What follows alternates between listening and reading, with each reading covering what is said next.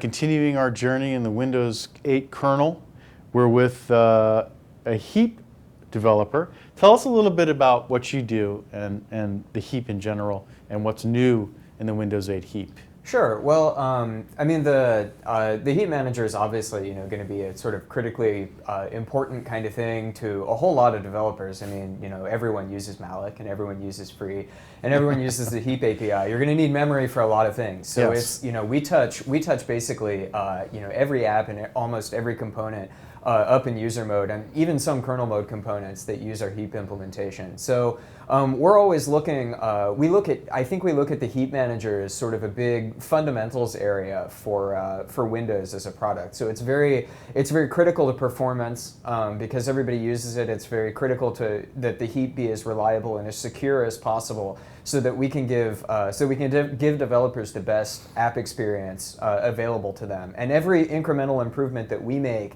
in perf and reliability and security is something that's going to impact everyone and improves the Windows ecosystem as a whole and improves all of the experiences that we're able to give to everybody.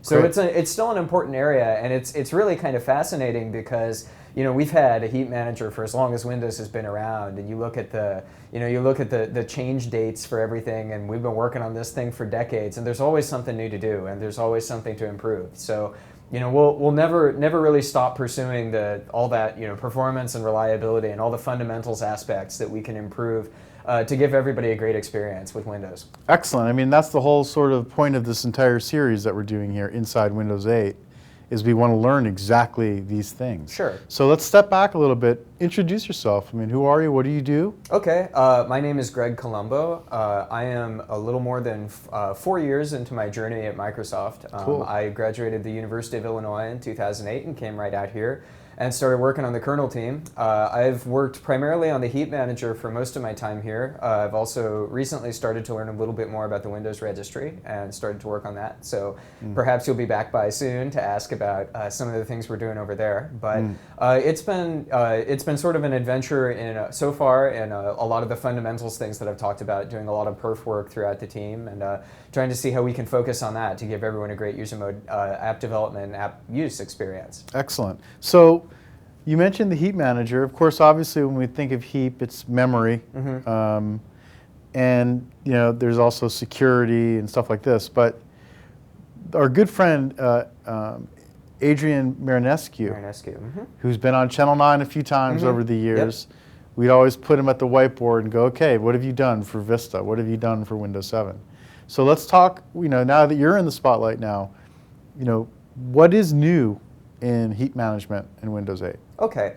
Well, before we really get into the deep nitty-gritty, let's make sure that we're talking about the same things and the same sort of architectural deal. So I imagine that most folks who are watching, or many folks who are watching, are going to be aware of the low fragmentation heap and of the general layering that we have in Heap Manager components. So with pretty much any Heap Manager, it doesn't matter what OS you're on, but pretty much any Heap Manager, you're going to get the user kernel boundary.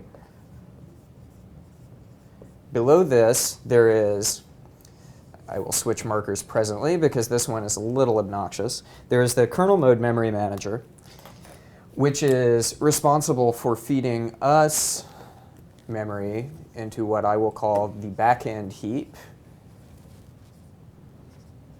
And then sitting on top of that is the infamous or famous, depending on how you look at it, low fragmentation heap. So there's this sort of generic exchange where when you call a Heap Manager API, we are responsible for abstracting away all of the hard work of going down into the kernel, making a system call, getting a huge chunk of pages back, dividing that up into something usable on your behalf. Then on top of that, added first in the XP timeframe and then made into the default policy in the Vista timeframe, we have this extra low fragmentation policy, which is meant to handle the small common allocation sizes. It'll handle anything up to any allocation size up to 16 kilobytes. And it's designed to have a very fast allocation and free path in the normal case. The locks that it acquires are very lightweight. And the placement of allocations is designed to reduce the overall effects of heap fragmentation for long-running processes, especially for server processes, which is how it got its name. But this is, so this is just a policy layer that's implemented on top of this. And the reason I've drawn these lines this way is that the backend is responsible for trading pages with the kernel via system call, and then it turns out that the LFH is responsible for trading memory with the backend via its own internal recursive calls in order to handle your allocation requests. So when you make a call to a heap alloc or a heap free or an RTL allocate heap or a malloc or what have you, that'll come into the backend heap. It will figure out the appropriate way to route your request so that maybe it comes out to the LFH and maybe it comes back to the backend and maybe the backend has to talk to the kernel, and it will kick around until we find the appropriate block to return to you, and then it's back out and then it's yours to work with.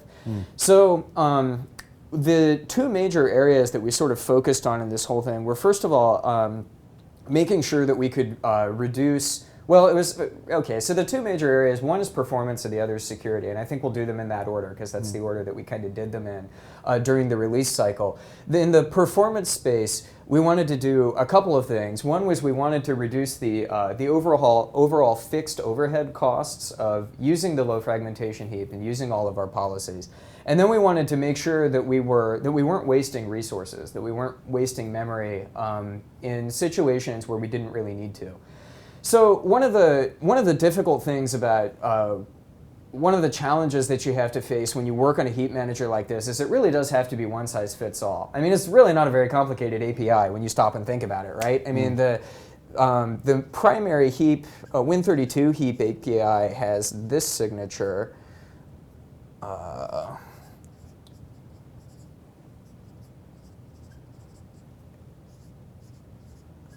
And it takes a heap, and it takes some flags, and it takes a requested size,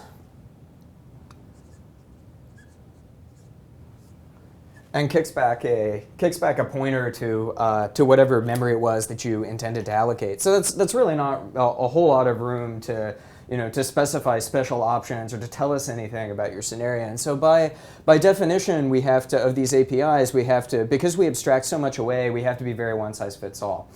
The low fragmentation heap was, at least as far as I know, was originally developed primarily for server scenarios in the XP and Vista timeframe, where it was very important to have a very fast heap implementation that was very scalable. But that didn't have to worry quite as much in a lot of circumstances about footprint or about memory cost, because it tended to be most useful in circumstances where you were running with so much physical memory anyway on one of these big servers that what's a couple megabytes between friends in those cases.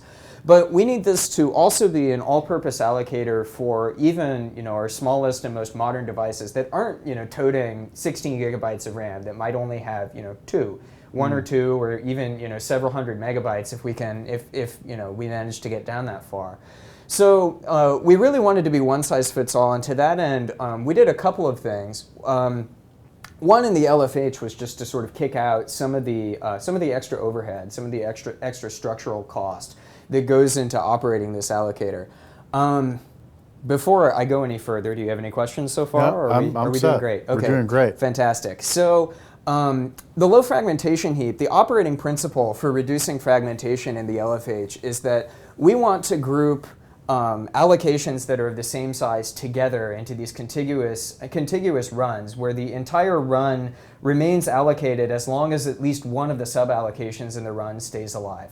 And the idea there is that you don't want to get into a situation where, if this is virtual memory that I'm drawing here, where you have, some large allocation here, and then some other large allocation here, and then because of the the way that your program happens to operate, you get some nice small thing here, and then a cosmic ray strikes, or there's a minor bug, or it turns out that this is critically important, and that small allocation stays around for a long time. Well, when that happens, even when that gets freed and that gets freed, this thing is not going anywhere. So these aren't getting coalesced into a single region. This is the classic definition of fragmentation. And as part of that, we can't do things like, if this sits on a single page, we can't get rid of this page because there's just this tiny little allocation that's sitting on it. Great. And so the overall goal of the low fragmentation heap in part is to take these small allocations and group them together by size so that you don't end up with these situations where single small allocations or a couple of small allocations manage to really sort of ruin your day in terms of overall resource consumption by getting in the way of useful coalescing operations that we might otherwise like to do. So the LFH handles that and tries to minimize internal fragmentation at the same time by taking that size regime that I described earlier, everything from 0 to 16K, and dividing it up into 128 buckets with where individual sizes map into a bucket. And the rule is that if you have well, I didn't draw one yet. So if you have a region that contains one of these regions that contains individual suballocations, the suballocations are guaranteed to be of equal size. There's a header that's up at the front, and then an allocation, and another, and another, and another, and another, and so on and so forth. And you're guaranteed that all of these in a region belong to the same bucket. And the buckets can share multiple sizes. So for example, on a 32-bit platform, there's a bucket for allocation sizes between 1 and 8 bytes. So within one of these regions, you might have had a request for 2 bytes, and then one for 8, and then one for 8, another for 8, and then one for 4, and then a couple more for 8. They'll all get serviced from that region. The boundaries are chosen the way that they are in order to bind internal fragmentation to a certain, that is the amount that's wasted, the amount of difference that there is between the size that you requested and the actual size that we gave you, the size up until the next heap allocation. The buckets are divided to bind that to a certain percentage of overall usage. Okay, so one question I have right off the bat, and unfortunately we won't get to have Landy on Channel 9 since he's now, you know, he's very busy, but I think the important thing is, how is this related to the memory manager? I mean, what I mean by that is, how do you work with Landy's machine? Well, I mean, he's doing the work of what in this scenario? Okay, well, let's take a step back here. So, I mean, the memory manager API, Landy's API, is virtual alloc. Basically, that's the Win32 API that you're primarily going to work with. Okay. Virtual alloc forces you, first of all, to reserve regions of the virtual address space at the memory manager granularity, which I believe is currently 64K on all platforms, and requires you to commit and decommit, that is I don't want to use reserve again because that term is overloaded, so we'll just say that you commit and decommit individual pages. And the act of committing more or less means that you get the memory manager to set aside physical resources for the purpose of, to service things later. Okay. So if you have a committed page, the memory manager is making a guarantee to you that there will eventually be it will be able to service requests to that page somehow. Either it will be resident in RAM or there will be space in the page file, and it can actually page it into physical memory. So all of that is done at page granularity. Now that's a pain in the butt when you have to do an 8-byte allocation, right? You don't care about that if you're just trying to allocate 8 bytes. What you want is something similar to the heap alloc signature or the malloc signature, where you just say, here's my size, allocate me this much. And so the role of the heap manager in all of that is, you say, I want 8 bytes, and we say, okay, where are the pages that we have available that, that we could put this thing on? And we take the pages, we subdivide them into the individual chunks. We handle all of that communication with this back-end allocator at large granularity so that you don't have to. And we take all we worry about committing and decommitting memory. We worry about reserving and releasing virtual address space regions.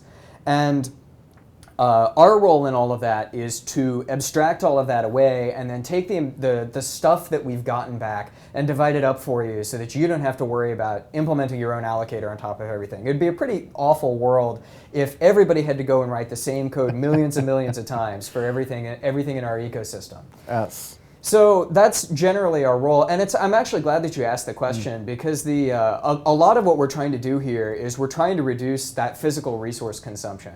And we're trying to improve the density of data that we get in the system. So when you look in Task Manager, and you look at your apps, and there's that in Windows 8 it's the little column that tells you how much memory everybody is using. Task Manager is beautiful in Windows 8. And you look at the memory consumption. That's something that everybody wants to drive down. That's it's something that everyone kind of perceives as a overall metric of system health and system performance. And so what influences the values in that column, one of the things that influences the values in that column is what pages are actually being touched by an application at any given point. So we reference a page.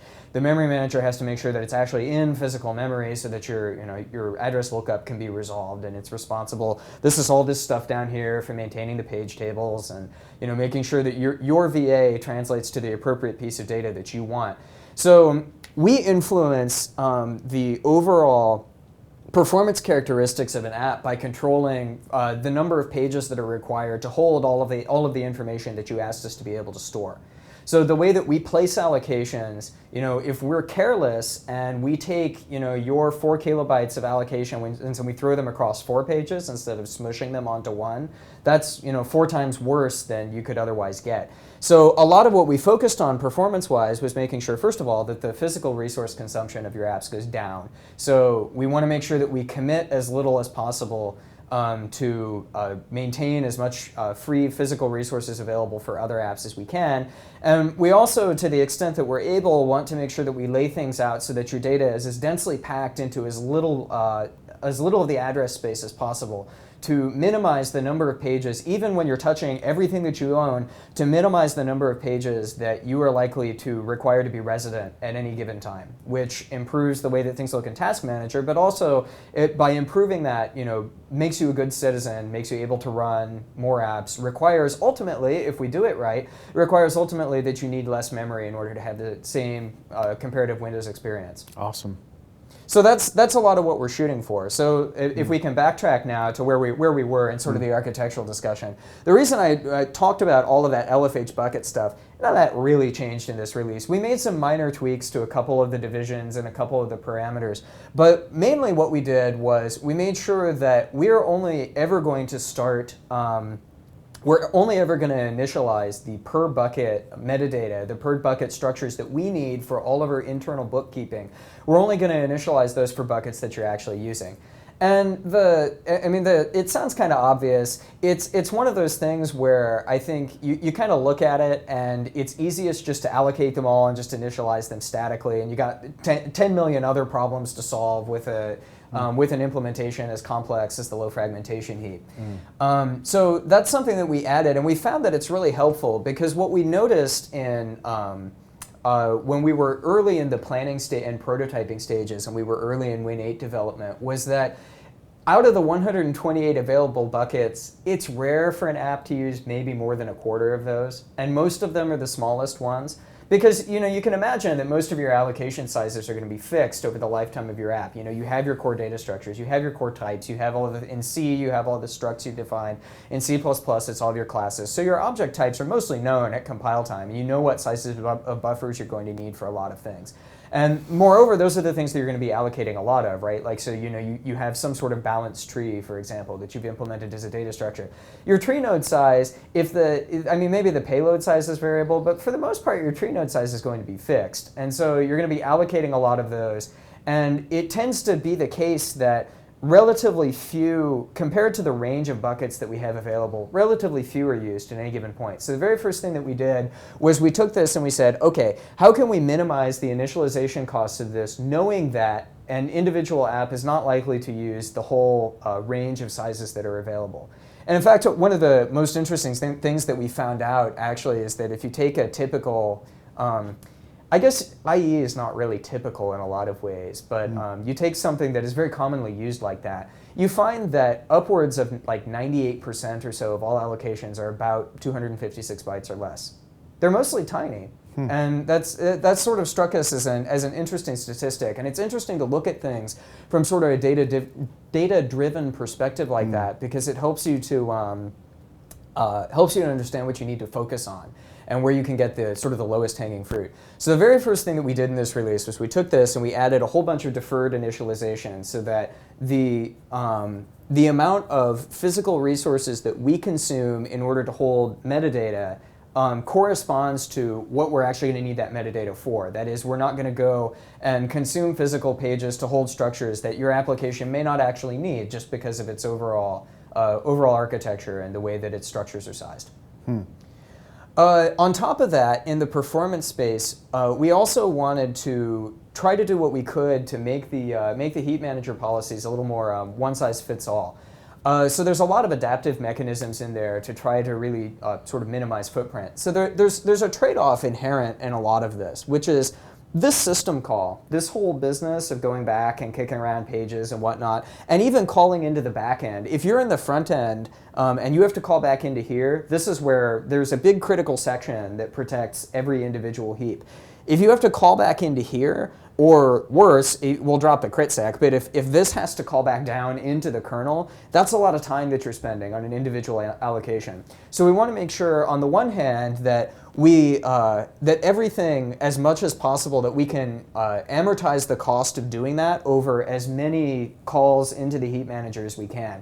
So if the low fragmentation heap is enabled and we can take 1,000 allocate and free requests and do them all without taking this heavy crit sec, or even better, without even having to go into the kernel, that's a big performance win for you. But on the other side, in order to do that successfully, we have to make sure that all of the physical resources that we need are in place in the first place. So if if it turns out that we need to we can compact things by taking these pages and throwing them away and being as aggressive as we can about freeing stuff up.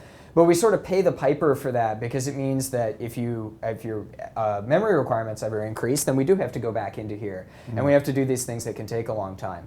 So the LFH and the XP and Vista timeframes was historically oriented more toward speed, more toward low latency. And again, that makes sense, right? You're working in a world where to the extent that there is a trade-off between performance on the one hand and footprint on the other, you're going to favor performance all the time. First of all, because you're a server class app that's doing tons and tons of database queries or what have you, and those need to be as fast as they can. But also, footprint cost is not necessarily a huge concern to you if you have a whole bunch of physical resources. Now that's overgeneralizing a bit over the purpose of the LFH, but you can see why, if you're interested in writing a good server class allocator, that might be the case, right? You may not care quite so much about page consumption.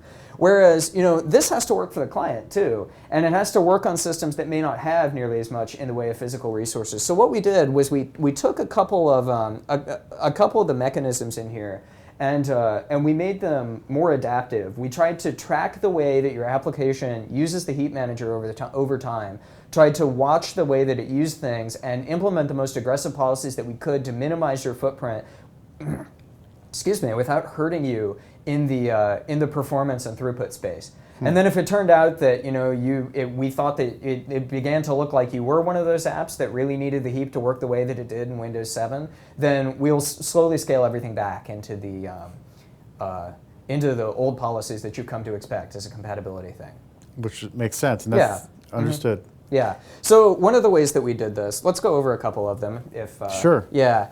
So we'll take a look in backend land for the moment. So we're going to be looking at this middle component here.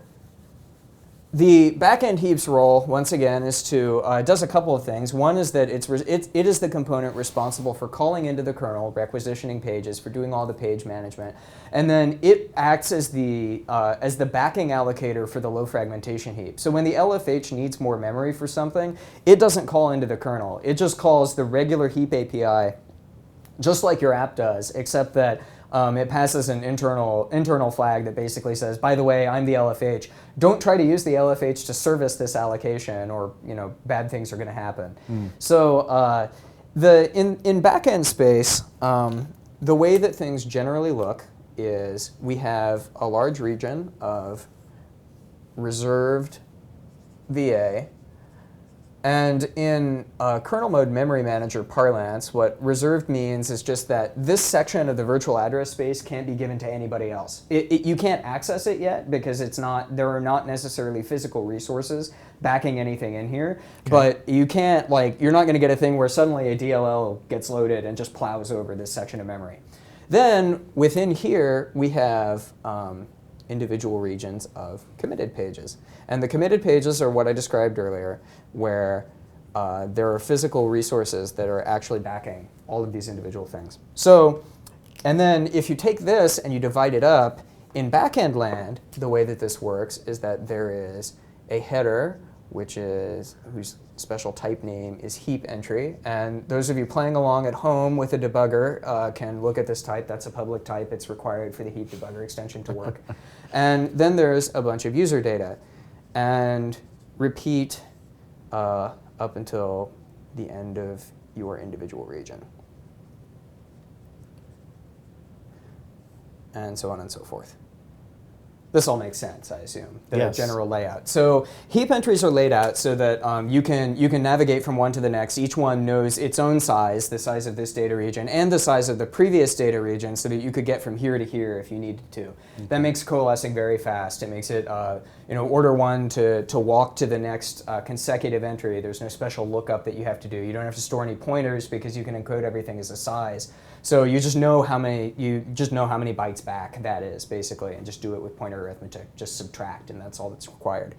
In Windows 7, we added, it used to be in the XP and Vista timeframes, completely independent of the LFH, that the backend would only decommit these pages if it got a sufficiently large region. So you needed a region on the order of hundreds of kilobytes in order for us to actually take all of the individual pages in here and decommit them. Now, if they're all free and you're not touching anything on them, then eventually the memory manager will just go, well, hey, I got to evict something, or it doesn't look like these things are being used for much of anything, so it's to my advantage to not worry about whether they're resident or not. So that's fine. But it is helpful from a physical consumption point of view, at least, to decommit them, to throw them away.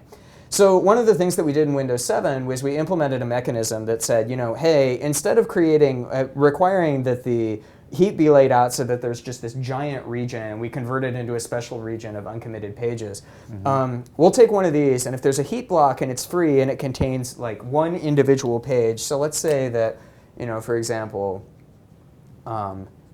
this subregion, so we'll pretend that these are page boundaries. For the blue lines are page boundaries in the virtual address space. So they will have their bottom 12 bits on a 4K page system, all 0. If we have a page like this that's in a free block, we'll throw it away. We'll periodically decommit it. Now, the problem with doing that is that it gets back to that performance versus, or I shouldn't say performance, but throughput versus footprint trade-off that we had earlier, where if we do this every time you get a region that's free like this, then that's a whole bunch of calls into the kernel, and those are not tremendously fast. So that's gonna, on the overall, it's gonna tank your application performance. So we have to do this in kind of a judicious way, and we implemented some mechanisms in Windows 7 to try to deal with that. In Win 8, what we did was we took these and we were like, how can we make this policy as aggressive as possible? How can we decommit pages as often as we can without sacrificing any of our Windows 7 throughput, not guarantees necessarily, but what we provided on Windows 7. Because what we don't want is for somebody to get, someone's app to get screwed over by making the Win 7 to Win 8 transition, right? We want to provide at least the same baseline experience that we did on 7.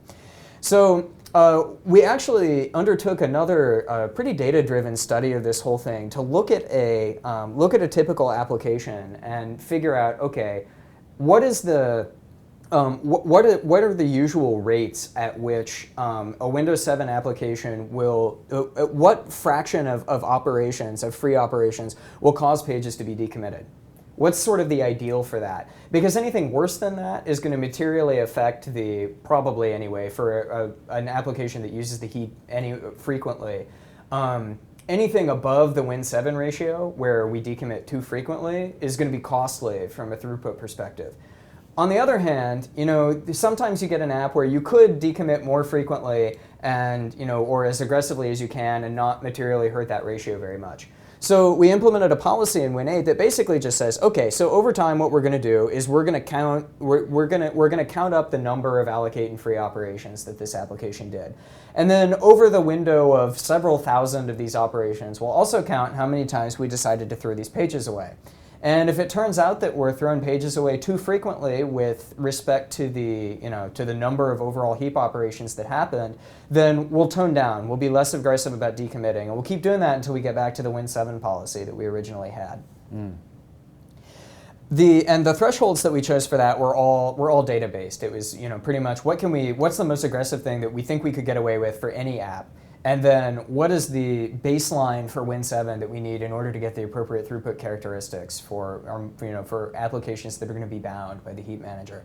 And then on top of that, you just build a policy layer that says, okay, well, if you're too far at this end of the scale, then just move over to this end until you get back to the Win7 or until the alarm stops going off. So we can pick something in the middle if we need to. But the question in that case is, how do we manage this ratio of calls into the kernel versus calls from the application into the user mode Heap manager?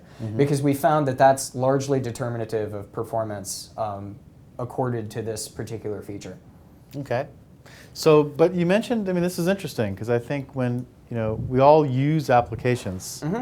So can you give us some examples of applications that are sort of heap aggressive versus ones that aren't, based on your studies? Well, I mean, So I mean, so essentially I'm asking like the types of applications. So if you have sort of, in this case, like media encoding application that's running in user mode. Sure. That has a bunch of stuff in memory that it's just pounding on. Versus like, a web browser versus like Word. I'm just curious as to what to think through in terms of user mode applications that are aggressive heap users versus ones that aren't. Or maybe you didn't mean that. Well, I mean, I think we tend to think of it less in terms of class of application, if that makes sense, and more just in terms of general patterns that are employed by. So, for example, one of the in Win7 development, one of the internal partners who we worked with closely on various aspects of this implementation, one of the ones who we really wanted to improve it for Windows 8 was our XML implementations, our XML parsing libraries. Because that's one of those situations I talked about earlier where you have a lot of tree nodes and you have a lot of, you have big data structures that you have to work with and that you have to parse. And for them, it can be very important to make sure that, they're not paying a whole bunch of costs just to allocate memory. So if you have an allocation pattern, regardless of the type of app that you are, where heap performance is important to you, where the act of merely allocating some blob in order to hold important data for one of your structures, even if it's just as initial setup cost, even if later you're just going to walk this tree and do some rendering based on it or what have you, it really depends a lot more, I think, on the patterns that you need to employ in order to build your class of app rather than necessarily the class of app itself, if that makes sense. Well, that's the distinction that I would try to draw. So, it's really going to depend from a developer perspective on, what sort of tools in your toolbox in terms of data structures and programming techniques you need in order to get the job done. And if it turns out that those are, that those tend to be very heap intensive, that you need to allocate and free a lot of dynamic buffers, obviously there's some things that you can do. You can try to be clever in order to avoid, running afoul of particular peculiarities in our heap implementation or anyone else's heap implementation. But we'd like to live in a world where you don't have to do that, right? I mean, we don't want to make things any more difficult for developers than we have to. We don't want to say, okay, well, here's the base case, and you get good performance in this case, but if you're on the banned list here, if you're on this list of things that don't really work very well with our allocator, then you need to do this, that, and the other as sort of bags on the side in order to get the performance that you're looking for. So, I mean, we know that there are patterns in place, that there are ways of working with data, that there are ways of implementing certain things that really do depend deeply on the sort of throughput characteristics that we can give. And those are the ones that we sort of wanted to watch out for with an adaptive mechanism like this. But if you're not really allocating very much, and your allocates and frees are rare, and they're not really, on your critical path a whole lot of the time, or even if you're just a small app and you're really not going to allocate that much on the whole, like over time, your cumulative allocation size is not going to be that large, then we want to be as aggressive with physical resources as we can, because there's no reason for us to spend a whole bunch of pages that you're never going to touch and that you don't want, and most importantly, that you don't want contributing to poor system performance on the overall. Sure. Now, of course, the obvious question would be, in this new model in user mode for modern apps, Windows Store apps, modern style UI applications. Sure. In that world, you have the single full screen process. you don't have, certainly, obviously, you have multiple processes running and things that are allocating memory underneath, like the operating system. But from the user mode, the application experience, it's one app. Sure. It's allocated some memory, and now I'm going to go do some stuff on the web and do whatever these apps do. In some sense, can you talk a little bit about sort of how that impacts you as down on this level of how you design these solutions? Because we're not talking about desktop right now. We're talking about the modern world. Even in the modern world, one of the things that, especially that the shell team, that the Explorer team has shot for in the modern world is, we still want you to be able to run, we want you not to have to think about the management of these apps underneath you, right? So we don't want you to have to think about, going off and closing things in order to make sure that your system stays responsive, or we don't want you to have to explicitly, as an end user, go off and be especially responsible about the way that you handle everything. I remember a few years ago, I had a smartphone. It wasn't a Windows phone. It was a different smartphone. But I had a smartphone, and it was the sort of thing back in the day where the first app that you downloaded was the one that let you kill the other apps, because that was how it was perceived that was how you did the memory management on the device. That if you wanted everything to run the way that you wanted and to use battery the way that you wanted and so on and so forth, then you were ultimately responsible for making sure that happened with the way that app lifetimes were managed. So one thing that the Explorer guys and the shell team and so on have worked very hard on for Windows 8 is making sure that process lifetimes are managed appropriately based on things like their memory consumption. So we want to make sure in our space that we can give the best footprint characteristics that we can, even to modern applications, and especially to modern applications, because there are components on top of us, there are components in sort of the user experience space that are looking at the memory consumption of modern applications and that are trying to do this balancing act for you. And it's easiest to solve all of those problems, to do all of the bin packing, to maximize the number of apps that you're able to run without things being unceremoniously suspended or having to go through termination. Not that those are bad things. I mean, they're part of the programming model, but it means that the next time the app gets started, then we have to go back through some startup costs and we have to page everything back in and so on and so forth. And it's best for everyone, even in the modern space, if modern applications are as small as possible and are as compact as possible. And one of the great things is that we can take the general principles that we know from working on the Heap Manager over several years, and we can take the great instrumentation and tools that we have. We have a lot of instrumentation built into the Heap Manager that lets us analyze the heap usage of individual processes. And we have a great set of tools from the fundamentals team that lets us work with those events.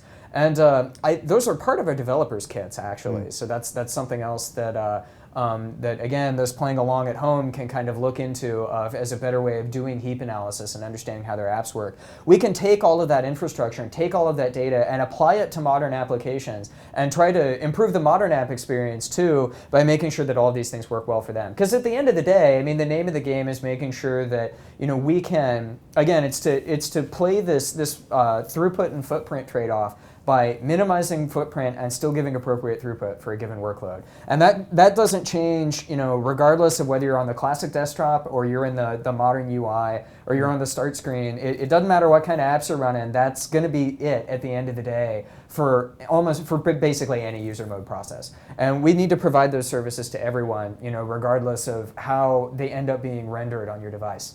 Absolutely. Excellent. And finally, the Heap Manager is in Windows Phone 8.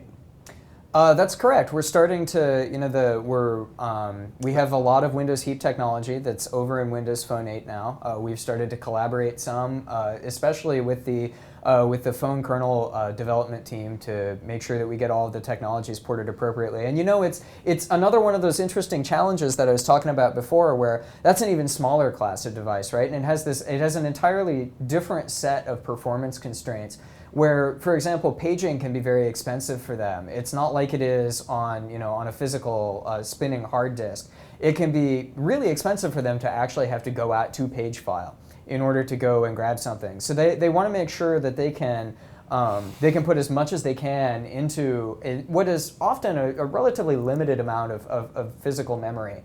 And so again, that's another one of these cases where we have to be really careful about making sure that we have an appropriate policies in place so that the allocator works as well as possible across as broad of a range of devices and scenarios and workflows as possible. And that, again, that including adaptive mechanisms where we can, so that the experience will scale itself to the sort of workflow that we detect and the sort of usage pattern that we detect. Excellent, man. Well, hey, thank you for coming on Channel 9. Sure. It's been fun learning about this. I'm sure everybody in the audience has enjoyed this.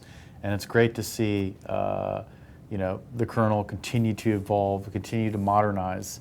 And now in this new world of, for example, suspending apps in the sense of how we suspend them in the modern world is completely new to Windows. Yeah. To this notion of I can have 40 apps not running, but they're not running. But they're, exactly. And so that has an impact in your world. It does, yeah. I mean, and it's like I said, anything that we can do as a platform to make this experience great for any kind of developer. And it's important to remember too that a lot of the services that we export, a lot of the tools that you use in the programming sense in order to build your modern app experience with the new APIs and the modern API and so on and so forth. End of the day, that's all going to come back into the kernel, and it's going to come back into the core software services that we're able to provide here on the kernel team. And I know you've been talking to a lot of my colleagues about the various things that we've been able to implement in Windows 8 and a lot of the great things that we've been able to provide to really improve those experiences. So you're absolutely right. This is going to touch absolutely everyone who goes off and does programming for Windows, even if they're not living in a world where they're calling malloc directly anymore necessarily, or they're when they're using a lot of higher level APIs that are provided by higher levels of the system. It's all going to come back down to this at the end of the day. It's going to come back down to fundamentals like this, and it's a real thrill to be able to work on stuff that's this cool and that has this much impact on the ecosystem. Right on. Well, hey, thank you for what you do. Absolutely. And we'll come and visit you again. All right, cheers.